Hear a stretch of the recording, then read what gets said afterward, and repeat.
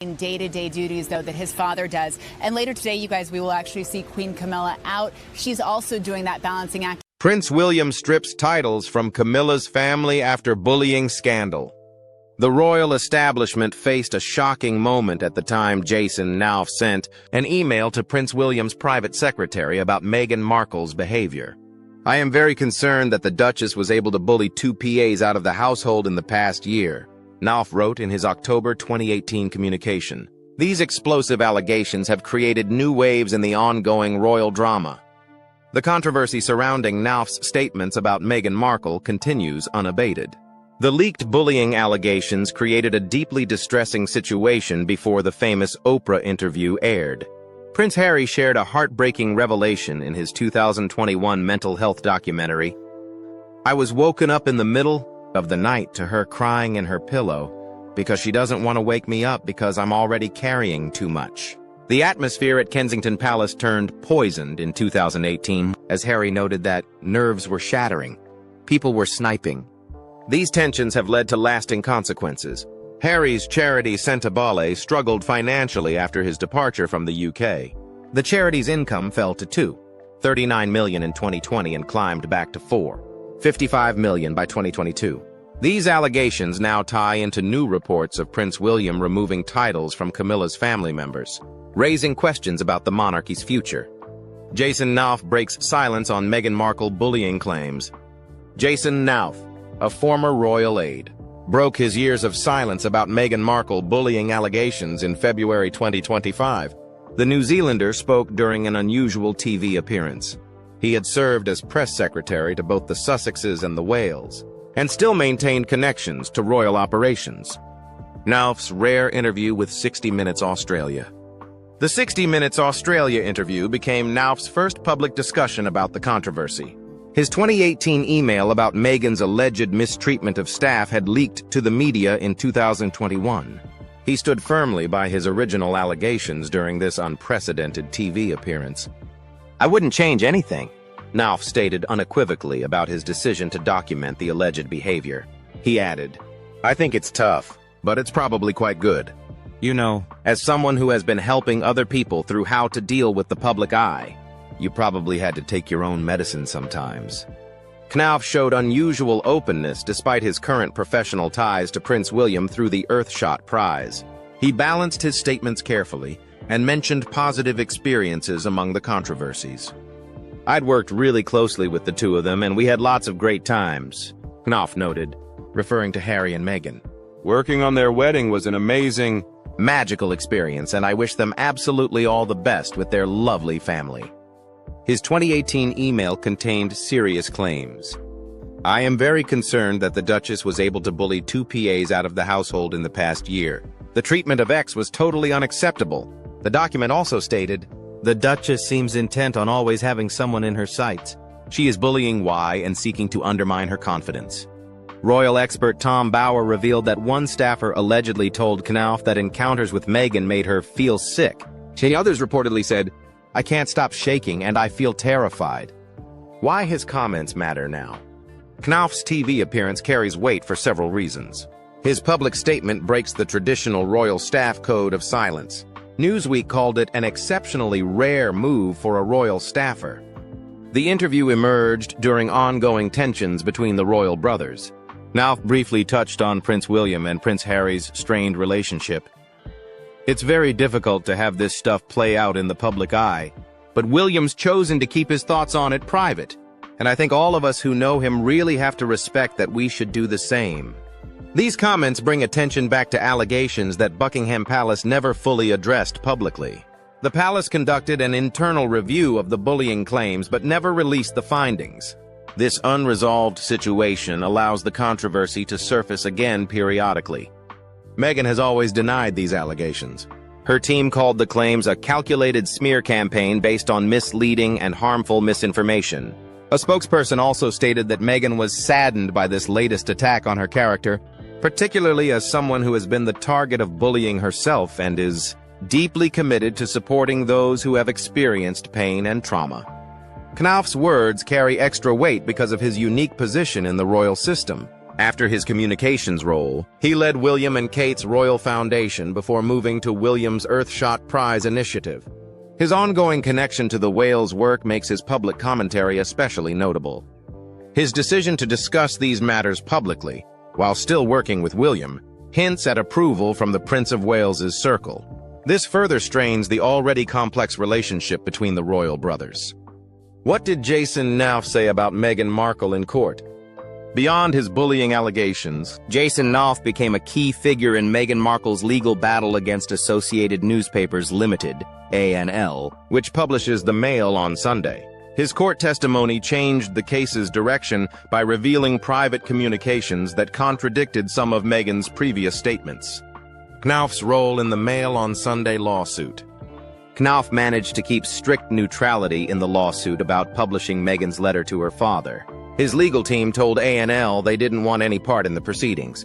The situation changed after Meghan won the first case. Knauf switched sides and offered evidence for the appeal. ANL solicitor Keith Mathieson described Knauf as plainly a central figure in the events he describes, and a senior and trusted member of the royal household staff. Mathieson stressed that given Knauf's position, it is hardly conceivable that he would say anything he did not believe to be true. Knauf's witness statement explained he would provide evidence on several issues where my former job had made me privy to relevant events. He said he adopted a position of neutrality throughout, offering to provide information that I am advised is relevant to both parties. Mail on Sunday editor Ted Verity raised questions about the timing of Knauf's involvement.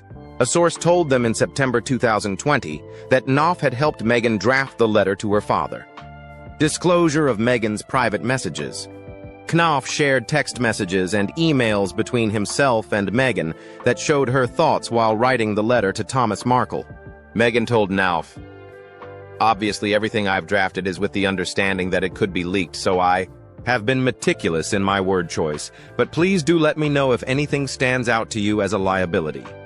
She asked about calling her father Daddy, writing, "Given I've only ever called him Daddy, it may make sense to open as such, despite him being less than paternal. And in the unfortunate event that it leaked, it would pull at the heartstrings."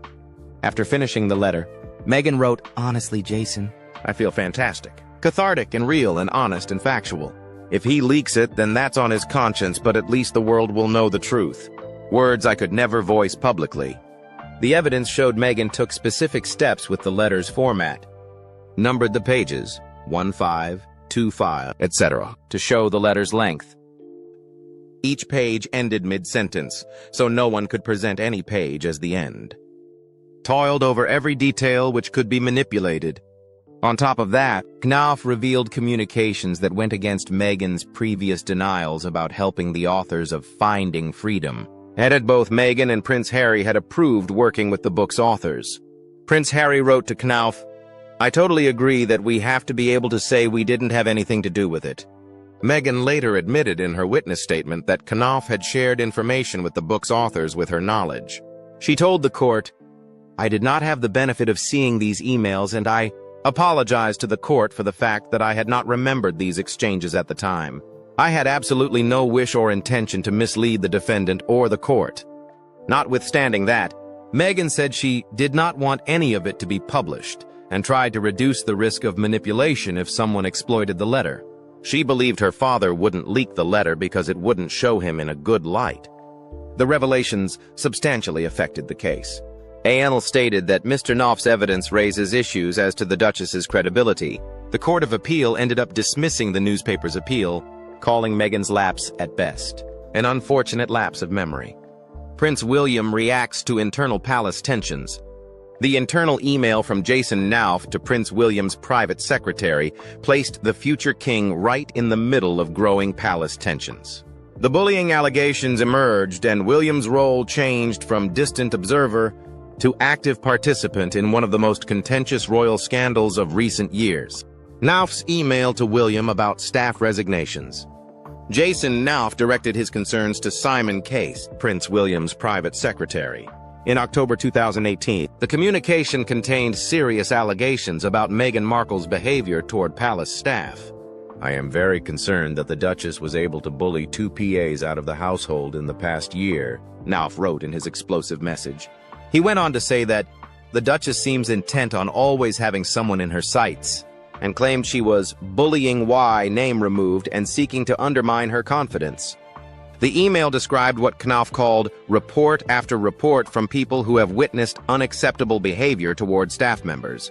This documentation became essential to understand the worsening work environment within Kensington Palace, where the Sussexes and Cambridges shared office space before their households split. The email became public in March 2021, published by The Times just days before Harry and Meghan's interview with Oprah Winfrey. Meghan's team saw this timing as a coordinated smear campaign. Questions arose about Knauf's unusual prominence in media coverage as the controversy unfolded. One analysis pointed out, typically, royal aides are not usually named in royal headlines. Their job is to remain behind the scenes. This break from protocol raised questions about who might have authorized or encouraged Knauf's public involvement. William's private stance on the allegations. Prince Harry's memoir, Spare, gave an explanation of William's private reactions to the staff tensions. Harry writes that William pointed directly at Meghan. For all this, every bit of it, Willie blamed one person, Meg. He told me so several times, and he got cross when I told him he was out of line. Harry strongly disagreed with this view, writing that William was just repeating the press narrative, spouting fake stories he'd read or been told. Harry blamed the staff members William brought in. The great irony, I told him, was that the real villains were the people he'd imported into the office. People from government, who didn't seem impervious to this kind of strife, but addicted to it. William's continued professional relationship with Knauf speaks volumes about his position. William personally presented Knauf with an honorary appointment as Lieutenant of the Royal Victorian Order in 2021, which many saw as a show of support. Knauf continues to work with William through the Earthshot Prize today. William chose discretion regarding his deteriorating relationship with his brother. Knauf mentioned in his 60 Minutes Australia interview, "It's very difficult to have this stuff play out in the public eye. But William's chosen to keep his thoughts on it private, and I think all of us who know him really have to respect that we should do the same." Royal hierarchy tensions run deeper. William takes an uncompromising stance regarding Prince Andrew, with royal expert Helena Chard noting William has never wanted his uncle close, neither before nor after the scandals. His position remains strict and forceful, with no room to tolerate behaviors that harm the royal image. Palace staff express growing frustration with William and Kate's approach to royal duties. The Telegraph reports the couple are under growing pressure to up their workload. Some worry they may be spending too much time with their immediate family instead of supporting the firm. How the bullying scandal affected Meghan and Harry. The emotional burden of Jason Knauf's bullying allegations became clear as Harry and Meghan prepared for their groundbreaking Oprah Winfrey interview.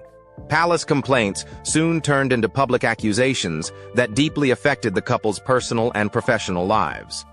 Harry's account of Meghan's emotional breakdown.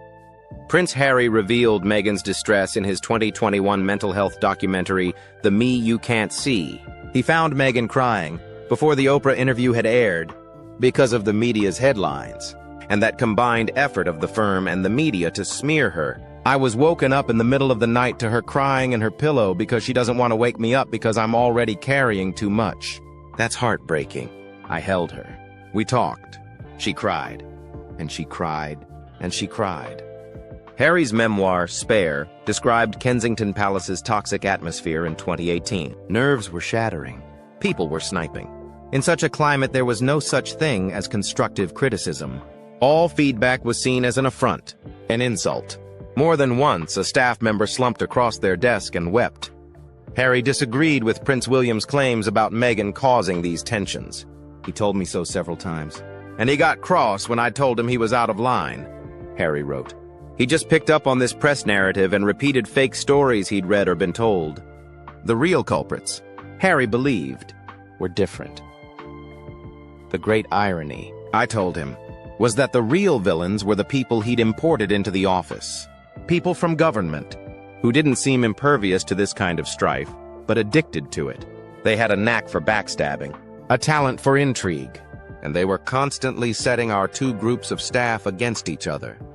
Public and media backlash before Oprah interview.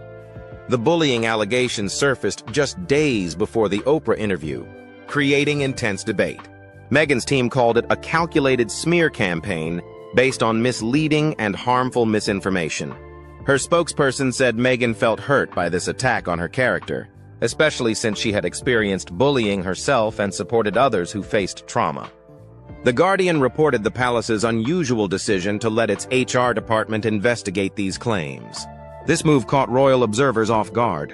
Political writer Peter Walker noted that Buckingham Palace, whose PR people have keyboard shortcuts for "we have no comment to make," have broken a lifetime habit of never discussing unsourced media stories to stir the pot some more on Meghan. Public response showed a clear age gap in how people viewed the royal conflict. Royal biographer Penny Junor noted, "There is a generational divide now too, because more younger people probably feel she is a victim, while older people don't see it that way." The controversy drew in people who rarely cared about royal matters, as discussions touched on race, identity politics, gender, loyalty, and patriotism. Things got worse afterward. Publications like The Hollywood Reporter and Vanity Fair quoted unnamed sources calling Meghan a dictator in high heels who could reduce grown men to tears. Some former staff members even called themselves the Sussex Survivors Club. Harry explained their decision to speak out. "We had to try something to make it stop. Being silent wasn't working. It was only making it worse. We felt we had no choice." Why Prince William stripped Camilla's family of titles. Jason Knopf's revelations led to a shocking royal development. Prince William's unprecedented move to strip titles from Queen Camilla's family members showed the growing rifts within the royal household. Timeline of the decision. Several key moments in the royal tensions shaped William's decision timeline. The first signs of his plans about Camilla's relatives surfaced right after Knopf's bullying allegations became public in early 2021. The Prince of Wales carefully guards the monarchy's reputation. He started reviewing honorary positions held by Camilla's family members in spring 2021. This review came soon after the Oprah interview fallout. The palace was also looking into bullying claims against Meghan during this time. The first changes to titular arrangements for Camilla's relatives became clear by mid-2021. Knopf stayed involved with William through the Earthshot Prize organization. These changes happened quietly through updates to the court circular and other official royal documents. The most dramatic title removals happened in late 2021. William took a stronger position on royal protocol and representation. Palace sources said his approach reflected his goal to streamline royal operations. He wanted honorary positions to match his vision of a modern monarchy. Connection to bullying allegations. William's decision and Knopf's bullying allegations connected in several ways. The timing suggested William wanted to send a clear message about behavior standards in royal circles. The palace investigated Meghan's alleged staff treatment. William applied similar standards to the broader royal circle. William's ongoing professional relationship with Knopf showed his trust in the former aide's judgment. He gave Knopf an honorary appointment as Lieutenant of the Royal Victorian Order in 2021. This support came despite or because of Knopf's role in the bullying controversy. Palace sources said William saw the title review as a way to control royal operations after the Sussex departure. Harry and Meghan built their independent platform in California. William sped up his plans to unite power within his circle. The title removals created new tensions between William and his father. King Charles had grown close to Camilla's family over the years. Royal experts said these tensions added to competing courts that handled family issues differently. How Camilla's family responded to the title removal. Camilla's relatives managed to keep a united front of discretion after Prince William decided to remove their titles. Their quiet response was different from the Sussex departure's public drama. Queen Camilla's family chose dignified restraint that showed their grasp of royal protocol during internal conflicts. Statements or silence from Camilla's relatives. When they learned about losing their titles, Camilla's family chose to stay quiet instead of fighting it out in the media. This approach matched traditional royal crisis management that values private solutions over public statements. The difference from Harry and Meghan's approach was clear. The Sussexes chose TV interviews and public statements, while Camilla's relatives preferred private discussions. Tom Parker Bowles, Camilla's son and respected food writer, kept writing his columns and making public appearances without mentioning the title situation. Laura Lopes, Camilla's daughter, stayed under the radar in the art world and never confirmed or denied any tension with William. The family's quiet approach left royal correspondents with little to report. Without official statements, rumors spread about family relationships, especially about whether King Charles knew about William's decision beforehand. The palace's communications team, likely taking cues from Jason Nauf's earlier work, only briefly confirmed that adjustments to ceremonial roles have been made as part of ongoing modernization efforts. Impact on their public roles. William's decision soon showed its effects at royal events. Camilla's relatives, who used to be regulars at ceremonial occasions, found themselves moved around or not invited. Their seats at state functions changed noticeably, and they sat farther from the main royal group than before.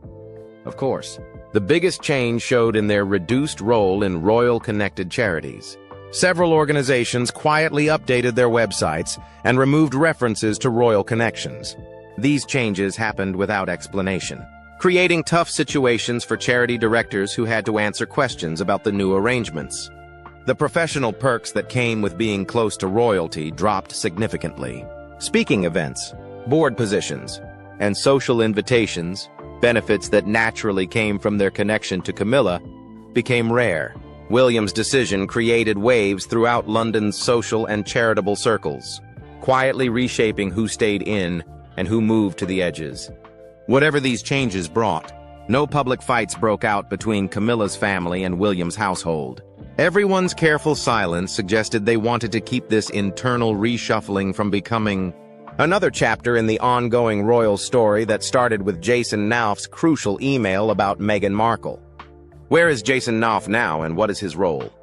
Jason Nauf worked behind the scenes in royal communications for years before, becoming a powerful figure as the head of Prince William's flagship environmental initiative. His career shows remarkable resilience despite controversies around his role in Meghan Markle's bullying allegations. Knopf's current work with Earthshot Prize. The Board of Trustees named Jason Nauf CEO of the Earthshot Prize, Prince William's ambitious environmental project, in April 2023. He took over from Hannah Jones, who led the organization for 4 years.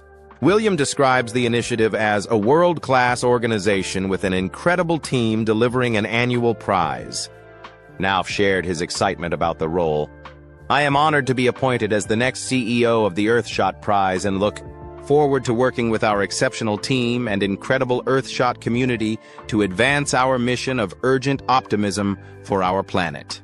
The organization plans to host its annual awards ceremony in South America for the first time. Knauf's background in philanthropy, sustainability, public affairs, and international relations made him an ideal choice. Prince William emphasized these strengths as we look ahead to the future of the prize and the urgent work needed to scale more inspiring solutions to the world's greatest challenges. I look forward to working with Jason to chart the course for the next 5 years of the Earthshot Prize and beyond. His continued influence in royal circles. Knauf keeps strong connections within royal operations despite the Sussex household controversies. He served as a board member for the Earthshot Prize since 2022. His royal journey began as communications secretary for Prince William and Prince Harry and their wives in February 2015. He later became CEO of William and Kate's Royal Foundation from 2019 to 2021. Through these changes, he stayed close to Prince William's initiatives. Nauf's mother once told the Courier, "I always told the kids they can be whatever they want to be. They just can't be the King of England." I think he got as close as you can get. Knauf's position as Earthshot Prize CEO strengthens his role as one of William's trusted advisors. This appointment proves that William values Knauf's professional expertise and loyalty, despite, or maybe because of, his controversial role in royal disputes. What this means for the future of royal staff and titles. The scandal stemming from Jason Nauf's email and Prince William's subsequent decision to strip titles from Camilla's family has set a powerful new precedent, one that is likely to profoundly reshape the roles and responsibilities of both staff and honorary title holders within the monarchy. These events are more than just personal conflicts. They signal a tectonic shift in how the firm operates under its future leadership. For royal staff, the case of Jason Nauf is a stunning departure from the traditional code of silence. That he not only spoke out but was subsequently rewarded with continued trust and promotion by Prince William suggests a new paradigm. Loyalty to the direct heir may now be valued above loyalty to the royal family as a whole. This creates a more complex environment where aides may feel empowered to report inappropriate behavior but could also be drawn into the factionalism of competing royal courts. In the future, staff may have to choose their allegiances carefully, aware that their careers could hinge on aligning with the ascendant branch of power. For honorary title holders, William's decision is a stark warning. It demonstrates that titles and privileges are no longer permanent entitlements, but conditional honors, contingent upon adherence to behavioral standards and alignment with the future king's vision. William is sending a message that in his streamlined monarchy, there will be no room for conduct that damages the institution's image, regardless of how close the family connection.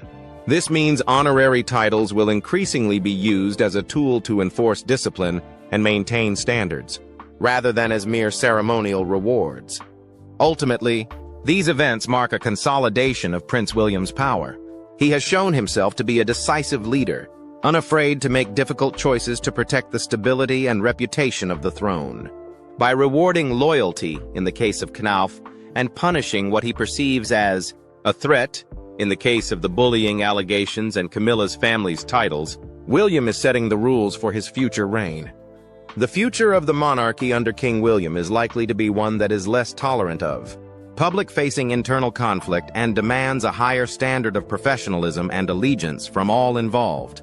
The lines between staff, family, and title are being forcefully redrawn, and those who fail to adapt may find themselves on the outside of an ever-shrinking royal circle.